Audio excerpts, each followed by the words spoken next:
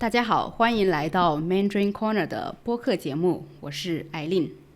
都說啊，男人是用下半身思考的動物，這本來呢是一句用來侮辱男性或者說調侃男性的話。但是啊，前段時間在中國南京發生的一個事件，卻讓不少網友不禁感嘆道：原來男人真的是這樣子的，男人真的是在用下半身思考的呀。那麼到底發生了什麼？人們又為何會有這樣的反應呢？今天我們請來一位新的嘉賓朋友，來一起回顧一下這個事件，然後再深入探討他揭露了中國社會的什麼問題。下面就有請他來跟大家打個招呼吧。Hello， 大家好，我是杰杰，來自中國四川。那平時呢就喜歡研究一些心理學，還有一些社會事件。那我的工作呢也會接觸到相關的一些案例，所以說今天非常榮幸能夠做客 Mandarin Corner， 來和大家分享前段時間在中國發生的南京紅姐事件。那首先呢，可不可以請你跟對這個事件還不太了解的觀眾介紹一下大概發生了什麼？就這個事情呢，我們要說到今年的7月4號，在中國的社交媒體上爆出，在中國的南京，一名人稱紅姐的38歲男子，通過男扮女裝的方式，在3年的時間裡面，和1600多名男性發生了性關係，而且絕大多數都是直男。當發現紅姐是男的過後呢，他們還繼續完成了後續的事情。就大家可能會認為去到紅姐那兒的人是一些性資源比較匱乏，或者是長得比較醜，沒有經濟實力的人，但其實不然。去到紅姐的這些人裡面呢，有非常多年輕的人，有非常帥氣的人，有非常多高收入的公司高管等等。最關鍵的事情是，紅姐把她和這些人的視頻都偷偷的拍了下來，在網上進行販賣。在這些高清視頻流出以後呢，引起了社會的軒然大波，並且也影響了這1000多個人後續的生活。我想問一下你啊，就是當時你看到這個紅姐事件的時候，你個人的反應是什麼？其實真的會很驚奇，因為其實紅姐她的那個外表啊，覺得還是比較奇怪的，因為那個頭髮是剛剛齊肩的，然後呢戴個口罩，然後就只露出一雙眼睛，給我的直觀感受是比較奇怪的。就像網友給的直觀感受也是就是在質疑紅姐她的一個長相，長得這麼奇怪，穿着這麼奇怪的人為什麼要，是吧？不是为什麼要，是為什麼能夠吸引到這麼多帥哥對吧？就大家很震驚，對對對，是的，是的，哇，覺得毀三觀的感覺。是，所以說在網絡上呢，大家上的那個就是情緒啊，還是比較的負面的。從難以置信啊什麼，然後到質疑，怎麼可能啊這種事情，是吧？然後知道真相，視頻流出，看完了過後就是表現出那種厭惡，甚至於鄙視那些男性嘛，是吧？对对。然後非常有意思，就是有一些網友呢，把紅姐的那些視頻@或者轉發給了自己的男朋友，然後質問自己男朋友：親愛的，你看看你會不會去啊？你下得去手不？萬一剛好她的男朋友就在上面怎麼辦？天哪！你別說，真的就是因為有朋友吃瓜就吃到了自己身邊的人，甚至於男朋友還有未婚夫。我感覺這個事件真的不只是在中國出名走紅，好像在國外我也看到一些英文去講這個事情的，是不是？對对，剛剛大家聽到或看到的是國內網友還是比較的反感嘛，負面，但是國外的網友，特別是東南亞的朋友們，他們感覺就是把紅姐當那個神來供奉起來，然後還專門給她取了一個名字，叫做招桃花神。為什麼？因為紅姐她長得那麼的普通，甚至於醜，但是她依舊能夠通過各種各樣的手段吸引，甚至於睡到那麼多優質的男性。哇，簡直是心目中的神！希望紅姐保佑我也能夠通過我普通的外表找到一些帥哥美女。特別是泰國哈，他把紅姐拿出去做什麼店招牌呀，把她的照片打印出來，然後甚至於讓佛教的高僧去加持她，然後保佑自己，我也能夠像紅姐一樣吃得那麼好。那這個紅姐其實在做這個事情哈，她已經做了3年之久了，為什麼到現在才被爆出來呢？就是之前怎麼都沒有人發現？其實說實話哈，這個事情在網絡上其實傳出來，還是因為一個網站或者是一個類型的網站，他們被稱為爆料網，就是專門爆一些比方說哪個航空公司的空姐然後出軌呀，什麼大學教授又和學生搞到一起那種視頻。然後呢，這個事情的起因就是因為一位和紅姐曾經有過那方面的一個網友，然後呢，他在瀏覽這些網站的時候呢，發現他自己和紅姐的那一些視頻就在裡面。你能理解我感觉吗？刷着刷着，哎，这個空姐啊，好，這個大學教授啊，這個哪個學生又出軌了啊，然後哪個老公妻子又出軌了，好，哎，這個人怎麼看這麼眼熟啊？我操，是我啊！點進去啊，什麼東西？你知道嗎？然後所以說他就選擇了報警。報警了以後，第2天就上門把他逮捕了。第3天呢，就以傳播淫穢物品罪將紅姐拘留了。不過我還是有一個疑問啊，就是紅姐她是怎麼吸引這些男人的呢？她最早的時候，就是在3年前，其實她就是在那種約會軟件上面，開始的，然後把自己的高 P 圖的一些精修照片啊，又瘦又白，哇，又好看，十級美顏是嗎？对，10級美顏加上化妝，雖然說紅姐的妝化的不好哈，但是通過這樣的一些照片方式呢，然後呢就給自己立一個人設，我30多歲，我還離了婚，女性離婚過後的就會有一些孤獨寂寞，然後把人設立好，慢慢的吸引這些男性。為什麼這些男的他會喜歡離婚的女性啊？因為離婚女性很有經驗，你懂嗎？就是大姐姐，知心大姐姐，非常懂得關心人，處事有分寸，不會像小姑娘一樣無理取鬧。你知道？對，就是懂事。這小姑娘還得要你哄，是不是？對，大姐姐來哄你。好吧，難怪有那麼多年輕帥哥，我懂了。是的。然後我們繼續說回到，就是他通過這些約會軟件，然後呢，他在抖音火了過後呢，或快手火了過後呢，他通過這些短視頻平台就開始發自己的那些短視頻你就是中國會有那種擦邊視頻扭腰的那種你懂嗎？對，我有看過。對，是的，就是他就把自己的這些照片視頻就發上去了。然後呢，後面他的粉絲量多了以後呢，他就開始開直播間了。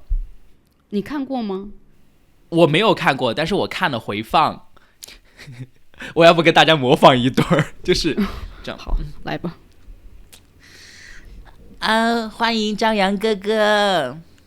張揚哥哥今天吃飯了沒有啊？人家也在吃。你知道嗎？那種沒眼看我。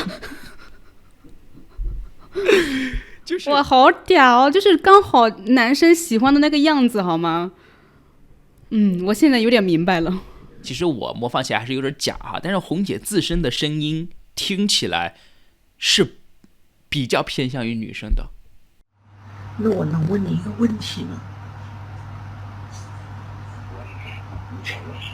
就是關於你們男人的問題。也是因為這個原因，紅姐高 P 的照片嘛，家長化點妝，然後通過那種嫵媚的妖嬈的聲音，對，然後就會讓大家覺得這個女生是有點奇怪，但是呢還是個女的，你知道那種感覺吧？我明白。而且這種約會軟件它一般都是約炮的，是不是？就是一次性的一夜情這種，也不是說我一定要對你負責任呀，或者說你就追你。对，但是紅姐其實不是這樣子紅姐是採用暗示。紅姐先把先在那個就是約會軟件上去配對嘛，聊天配對，聊得比較好，然後你再加我私人的賬號，私人賬號聊完了過後呢，再邀請你到我直播間裡面。直播間裡面來了過後呢，給我刷刷禮物，或者給我那個是不是啊？对，互動深入沟通交流過後呢，再通過1對1的聊天的過程中呢，叫做暗示。今天晚上你有沒有空啊？要不要吃個飯？你懂吧？就是那種方式。明白了。然後呢，哎呀，你不用給錢了，我們關係都那麼好了，你來我家的話，你給我帶一個禮物就可以了，什麼都可以。一般帶什麼禮物？什麼水果呀，就是小到這些生活用品，大到有送什麼電腦配件啊。但是非常有意思的是，我先告訴大家，就是當時紅姐被警方抓的時候，警方去到紅姐的住處的時候呢，在出租屋的陽台上搜出了47桶没有開封的食用油。哇，這些男的都提油去的。是的，不僅是油，還有各種生活物資。其實我对這個事情的關注呢，僅限於他跟1670多名男子上了床，但是好像這個事件中有很多比較驚人的，但同時又有點搞笑的細節，是不是？對，我覺得能夠跟大家分享的細節真的挺多的，我挑一些比較重點的跟大家去分享。其實重點就是在於這1600多名的男性，來自於社會的各行各業，而且分布於各個年齡段，有網紅，然後有健身圈的大佬，然後還有大學生。除了這些呢，也有一些比方說戴着工地帽子的一些就是農民工也有，然後小到20多歲的小朋友們啊，大到60多岁，就是頭髮已經白了的那個老年人。年齡跨越真的很大耶。是的，是的，關鍵是在於紅姐吃得好，還有能夠吃到外國人的。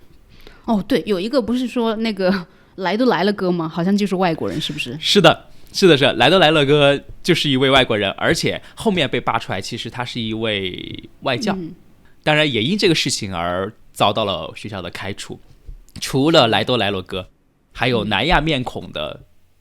印度裔的，然後還有中亞面孔的，甚至於還有黑人。因為這些事情嘛，就是網友評論出了10大火爆男嘉賓。看，就是這些上面就是比較出名的人了。你看，來都來了哥，他為什麼會火？是因為他是外國人嗎？其實不是。為什麼叫來都來了哥？就是因為他來了過後發現不對，臉上很疑惑，就是這樣。就感覺她不像女的是嗎？是的，不像女的，懷疑。過了一會兒就爽這種。就是她雖然疑惑，但還是繼續了。對，繼續了。反正來都來了，那就乾脆把這個事情做了，是嗎？對，所以說就是這個前後的反差嘛，前面是疑惑，後面是那種爽的那種來都來了吧，釋放一下。然後後面還有一些，比方說那個四季哥。這個老哥他1年來了4次，而且他4次還帶着不同的東西來。春天的時候帶了新鮮的中國的茶葉，夏天的時候給紅姐帶西瓜，秋天的時候給紅姐帶麵粉，冬天的時候拿醬油。大家可能會想問，那你怎麼知道別人是4個季節來的，不是連續4天來的，是吧？是因為他穿了4季不同的衣服。就是有4個視頻。對，有每一個視頻穿的是不同季節的衣服。对。四季哥說完了過後呢，還有健身哥健身哥，因為身材是最好的。我記得這一個，我好像這個蠻火的，是不是？在網上很多人討論這個，就是因為他長得又帥，然後一身的肌肉，是不是？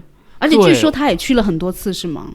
是的，健身哥去了很多次。健身哥呢，就是他和紅姐舌吻，你可以想象吗？那種抱着，天了！網上比較火的這位健身哥呢，他其實是一個健身房的教練，然後被學員認出來了。天哪，哇，我覺得這個太慘了吧？那他不就是在那一行幹不下去了嗎？所有人都認識他了耶。一開始他自己就是心態已經崩了嘛，就是確實幹不下去。但是後面非常吐槽和反轉的事情就是，健身哥自己想通了，我黑紅也是紅，他開視頻直播了。還有公司想要簽他約他，然後讓他下海去拍片，他最後還是忍住了。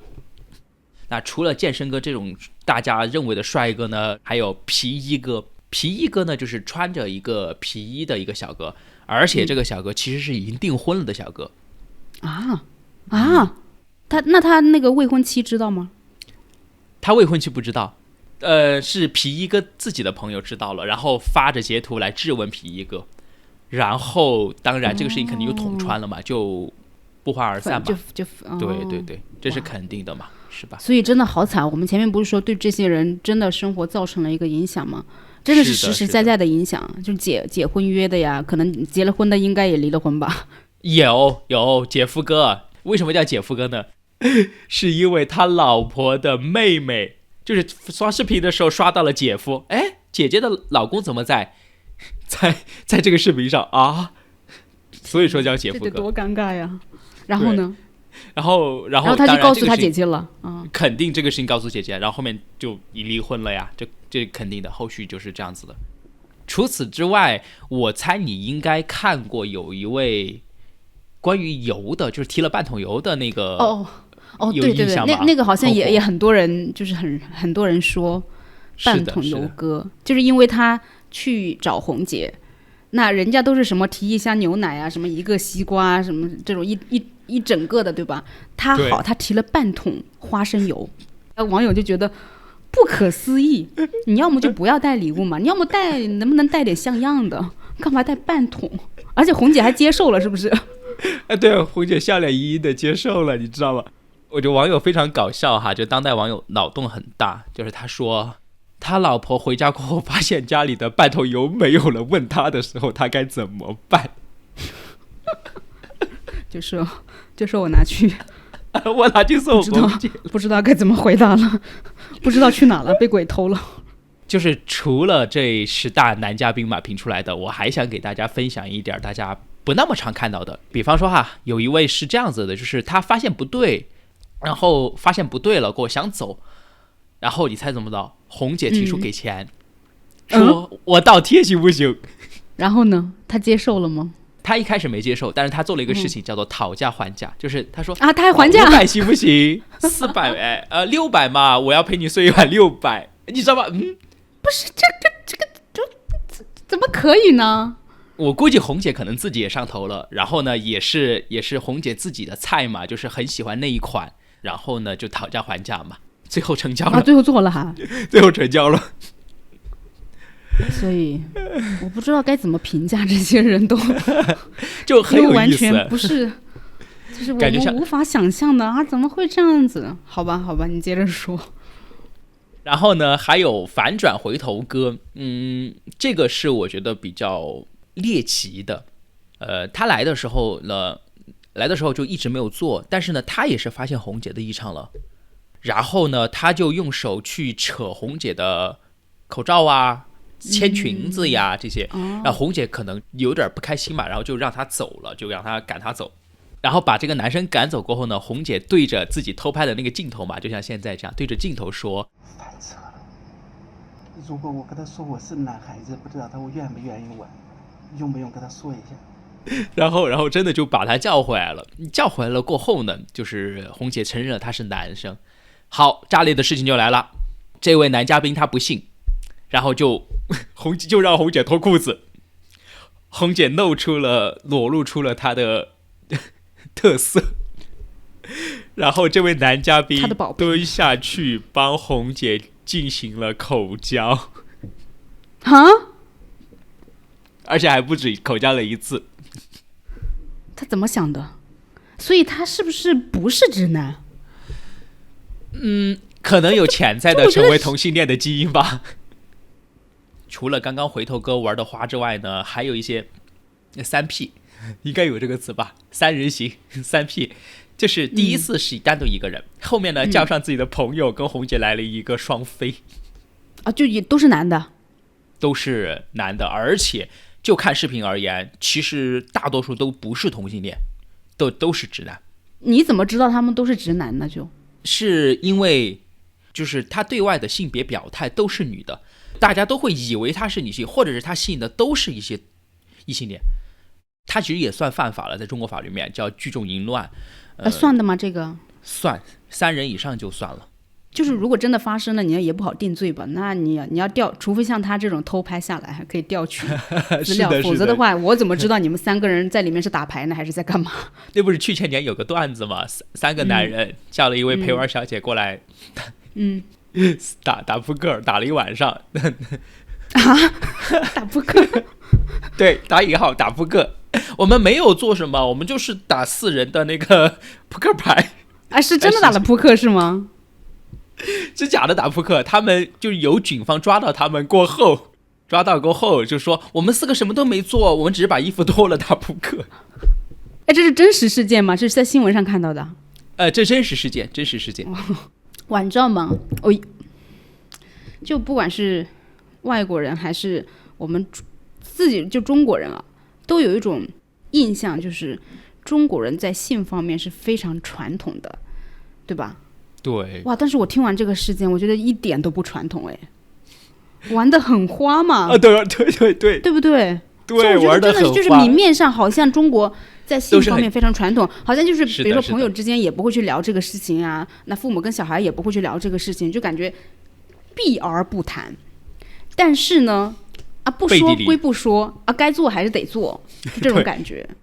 是呀，就是所以說紅姐這個事情之所以引起那麼多的廣泛關注，也是因為如此，就是看到了大家心裡的另外一面，就是最真實的那一面，或者說看到社會的另外一面，就是可能以前也沒有什麼約會軟件，但是現在就比如說約炮這個詞兒吧，好像也是當代出現的嘛，對不對？是的。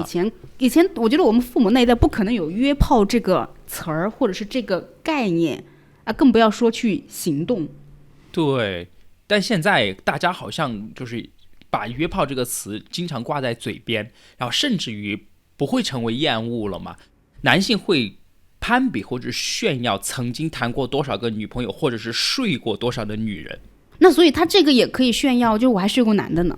對，就是比方說剛剛我們聊到的那位叫回頭哥嘛，就是他可能也會成為炫耀。開玩笑，我還操過男的呢。天哪！其實紅姐也是如此，紅姐的主頁標題上面就寫的品嘗過1000多個各式各樣的男人，就是她成為了一種她炫耀的資本。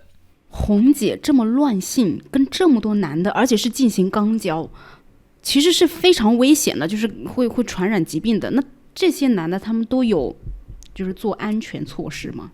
就我看到的一些視頻而言，好像只有幾位外國小哥他們戴了安全套，國內的朋友們幾乎都沒有戴。而且在後續警方的調查的過程中呢，其實當事人也承認幾乎沒有用套。哇，他們不怕嗎？就是他们都不害怕嗎？他們肯定怕，但是有其他東西打消了他們的顧慮。第一個就是紅姐其實說紅姐有檢測過，沒有病。然後呢，如果那些當事人他不信任他，那這個信任就會成為一種隔阂。我都已經說了，你幹嘛不信我？你不信我，那我不跟你來了。对，这种是吧？因为他們也會害怕，就是說，就黃了這個事情了。是的，這第一個。第二個是因為心態的原因，他們會覺得自己不是去嫖，也就是不是去花錢找小姐或找性服務，就說我們又不是嫖，我們就是一個普通約炮，那我何必去防護呢？是吧？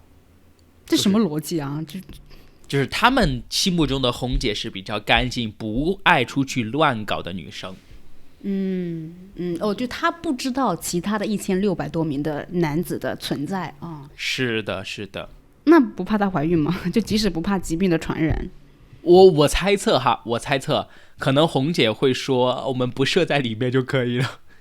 因為我好像看到有起碼1半多甚至大部分的男性，他其實紅姐不讓他在裡面射精的，紅姐就會特別準備一塊毛巾鋪在地上，這塊毛巾反覆使用了很多次，然後呢，都就是讓男性射精就是在這兒。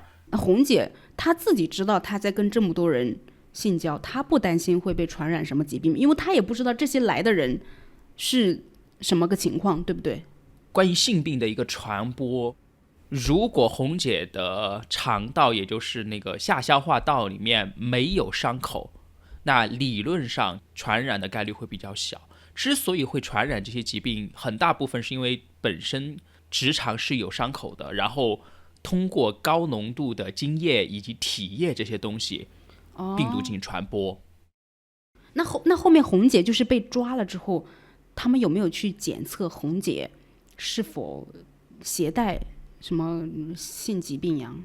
這個檢查了，抓進去了過後嘛，他就被要求去檢測，檢測結果出來呢，他確實是沒有的。哦，哇！如果是有的話，他會多出一個罪名，叫做惡意傳播性病。就是他如果知道自己有，他還不带保護。哦，明白了。是的，當然這1600多名來賓裡面呢，確實有一些檢測出了性病。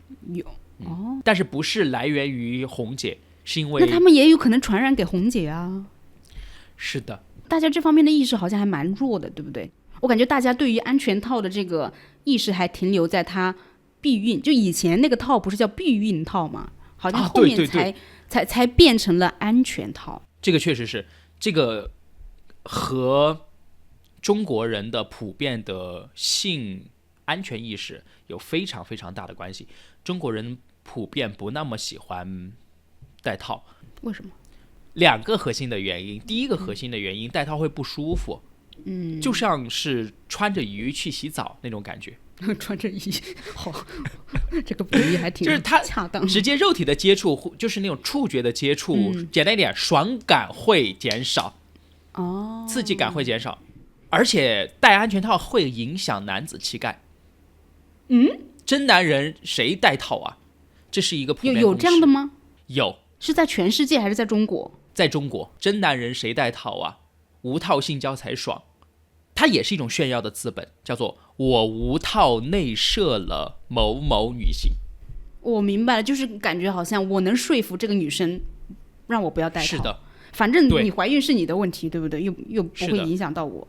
我覺得這些男生是非常的不負責任的，除了對他們自己不負責任，對他們的現有的伴侶或者是未來可能會有的伴侶也是不負責任的，因為他們在這種就是無套進行性交跟陌生人之後，假設他真的被傳染了什麼樣的疾病，他再帶回去，不就把他妻子傳染了嗎？不就把他們的女朋友傳染了嗎？所以我覺得對他們的另一半也是非常不公平的，也是非常不負責任的一個行為。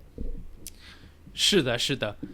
那下面一個部分呢，我們就要來討論一下，為什麼這麼多男生會去約炮，然後呢，為什麼他們去到了紅姐那裡，發現了他是男生，作為直男的他們竟然還會繼續。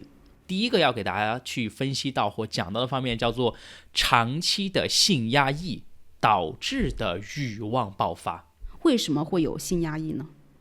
很大一部分程度上是因為壓力，自我給予的壓力太大了，包括社会给予男性的壓力也很大。你一個男性，你是一個非常堅強的人啊，你不應該表現出你的軟弱，你不應該把這些東西表達出來，包括性。你應該去賺錢，你應該去成就一番事業，你應該擁有更大的權利。這些社會的規訓導致了普遍男性出現的性壓抑。當然呢，剛剛性壓抑說到過後，就肯定還是需要有一個爆發口嘛，就像火山一樣，要積壓太久了，一次性噴發起來的體量是非常大的。所以說有一部分人呢，去到紅姐那兒，就是這種火山噴發已經戰勝了道德的底線。那比方說什麼樣的一些人群會發生這種情況呢？第一個就是沒有固定親密的伴侶，然後第二個呢是不和諧甚至於無性婚姻。比方說像我們剛剛說到的姐夫哥，應該都是跟夫妻性生活不和諧有一定的關係。第三個人群呢，就是長期重複沒有新鮮感的人群，就是讓我跟我的愛人在一起5年了哈，我做爱只跟他一个人做，我想换新口味。然后同一个姿勢是吧？對，大家又不互相學習，又不互相交流，每天都是一個姿勢。我吃東西吃的太甜了，我總想吃點辣的吧，換個口味啊，明白了。好，那我們先回到就第一個啊，就比如說你剛剛講，很多男性可能是因為沒有長期的固定伴侶，也就是說沒有女朋友。那他們為什麼就是沒有女朋友？是找不到嗎？還是不想找？我覺得不想找應該會佔比較大的部分。不想找佔比較大嗎？是嗎？我以為是找不到，因為我們之前做了很多期節目，就是關於剩男呀，關於現在的中國男生很難找到結婚對象一個是可能說男多女少啊，那本身這個女孩子的數量就少，另外一個呢，女生對於男性的這個要求也慢慢在增加，在提高。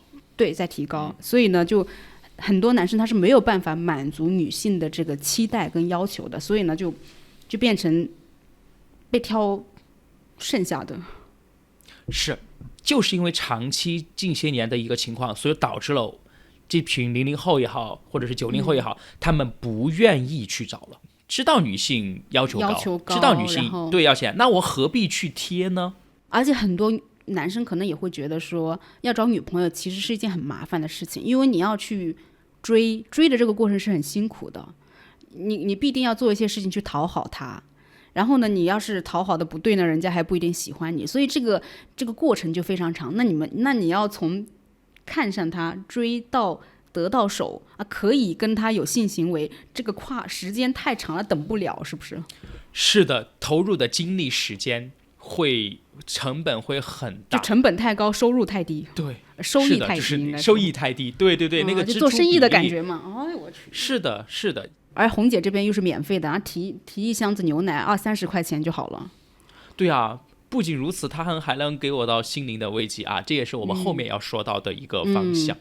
好，就是第一個就是說沒有穩定的這個女朋友伴侶，那第二個就是說已婚的。其實也是在經歷着無性婚姻，這種你覺得在中國普遍嗎？現在的年輕人可能會更傾向於前面不和諧。我們展開來跟大家聊一聊這個不和諧吧。第一個是慾望的不和諧，在生物學共識裡面呢，男性的慾望其實要比女性更強。簡單一點，就是男生每隔2天想要一次，女性每隔1個星期5天才想要一次。那男性怎麼辦呢？是吧？而且女性還有月經啊，這個生理期啊，然後如果說已婚的話，懷了孕啊，對，是的，就是除了說慾望方面的東西，還有那個第二個不和諧是在於荷爾蒙的分泌的不和諧。什麼意思呢？男性普遍的一種高潮時間普遍是在10秒到20秒之間，就比較短，但女性的高潮普遍會持續30秒到1分鐘，就相當於說，女性都還在高潮的過程中，男性高潮完了過後，很多的夫妻之間就會，比如說就拔掉無情，就是做愛前淫成魔，就是那個色心慾望起來，荷爾蒙分泌上頭，然後做完過後呢，冷漠的像什麼一樣，然後以至於很多女性都去搜一個問題，叫做男生跟我做愛過後跑去一個人抽煙，他是不是不愛我啊？真的嗎？就有這樣的，就是有人會這樣搜是嗎？對，有人這樣搜，而且也會有很多女性會有這樣的顧慮，就是我男朋友為什麼一做完愛過後，我都還在高潮的那個延緩期，男性馬上完了過後就去洗澡去抽煙了，他就離開我了。就是這一系列的原因導致了夫妻之間或者是男女朋友之間不和諧。第三個不和諧其實是來源於觀念上面的不和諧。在中國談性色變這個話題已經是中國老生常談的了，就是一談到性，對，就大家不要，都很羞恥。對，所以說就是夫妻之間本身性和諧這個話題是要去找彼此的和諧處，而不是說就是不願意聊回避，然後做完過後完事兒。這也導致了就長期積累的這種就比如說你的伴侶長期積累下來這種不開心，也會就是間接的導致你們倆的夫妻關係變得不好。是的，除了剛剛說的性壓抑、性爆發，還有一個點，也就是紅姐為什麼能夠得手的最重要的原因，就是情感需求。就像刚刚我們也有在其中去聊到了，当代男性是非常非常心理壓力还是比较大的，他們得不到伴侶或身邊人的那種認可。然後紅姐呢，她就懂得一定的技巧，從前期的聊天的鋪墊，然後呢到讚美、關心、陪伴，然後製造親密，這些過程紅姐都是一步一步漸進的。這些東西其實就給了這些男性一種非常久違的存在感。存在感，對。後續一位男士在警察調查過程中，他說，他跟他老婆10年了，從來都沒有聽到過誇讚，但在紅姐這兒，不到1個小時得到了3次誇讚，你好棒。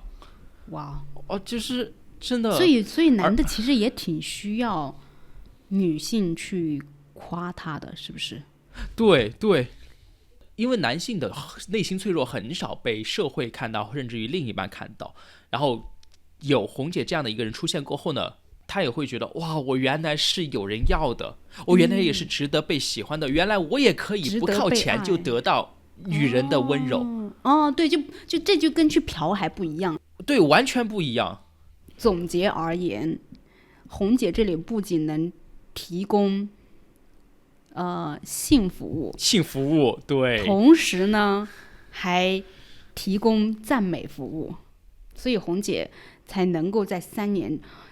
你有没有去數過，1年是365天嗎？3年是多少天？算一下，1100多天不到，1090多天。那平均1天都有1個半嘞。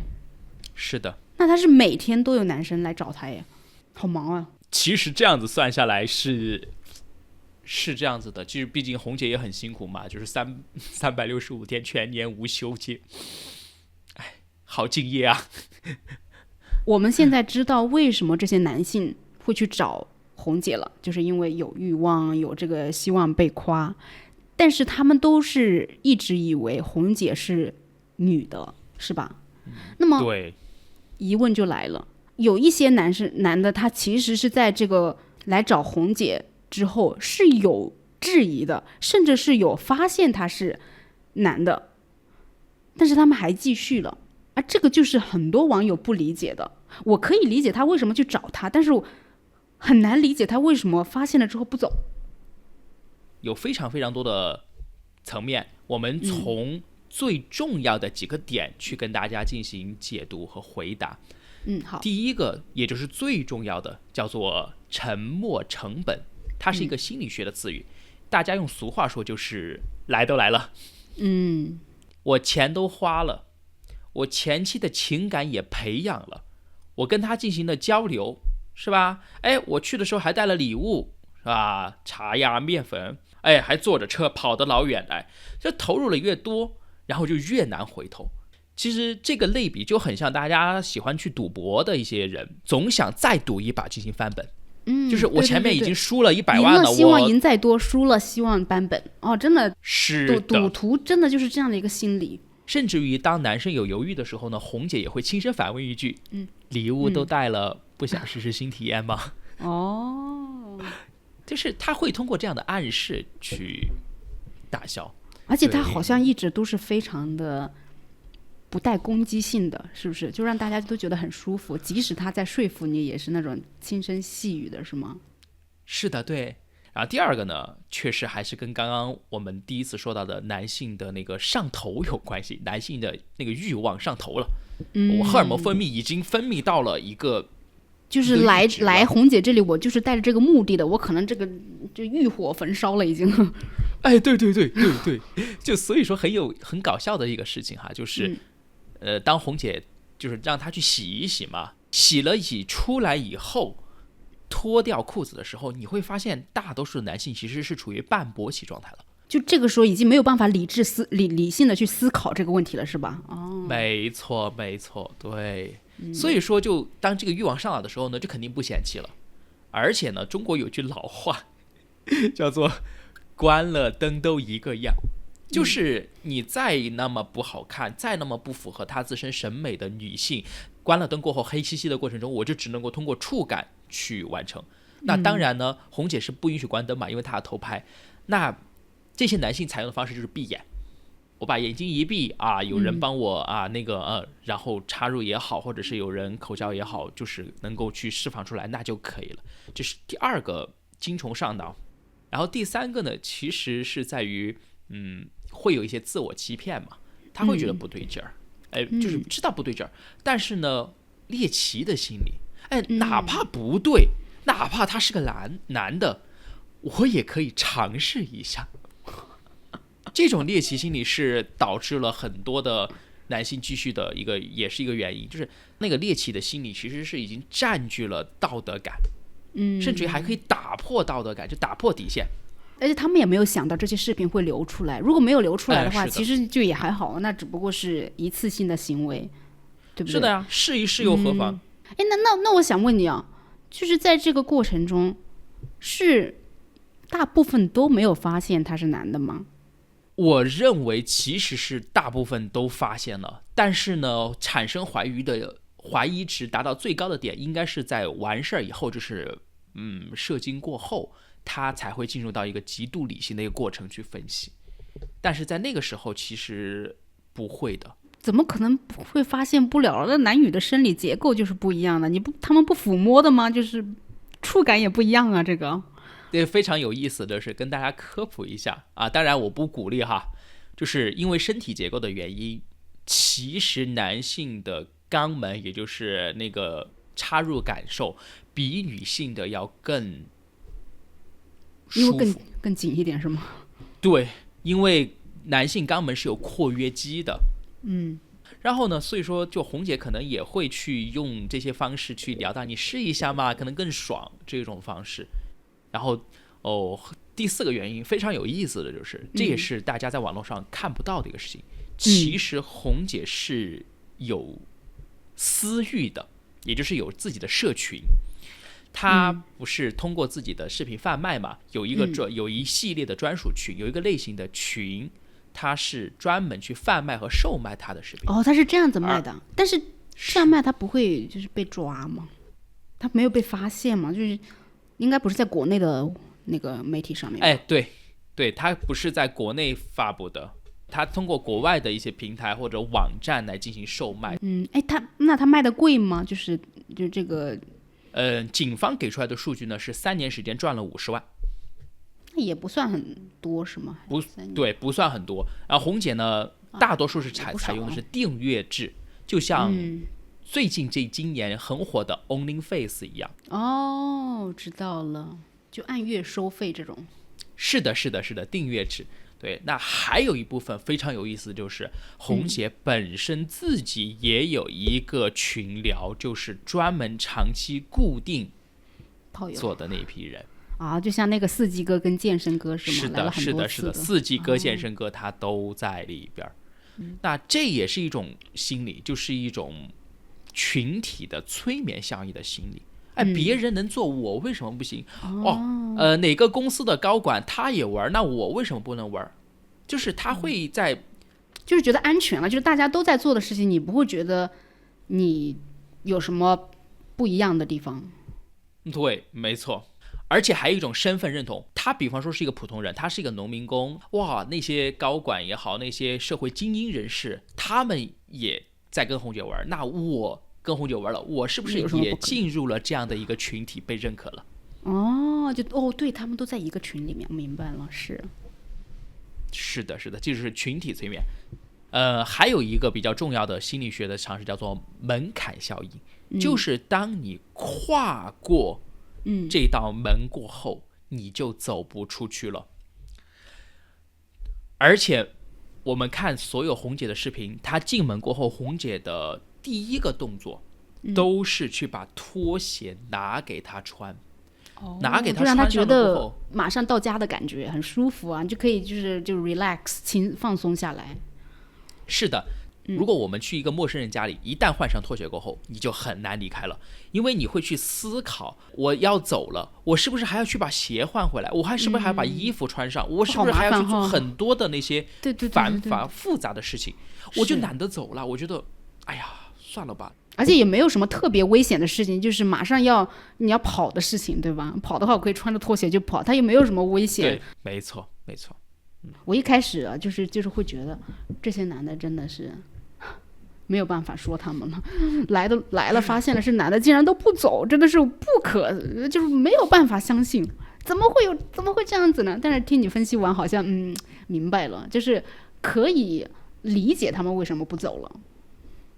是的，就紅姐的留人技巧還是非常厲害的。紅姐感覺紅姐應該是讀過心理學的。对。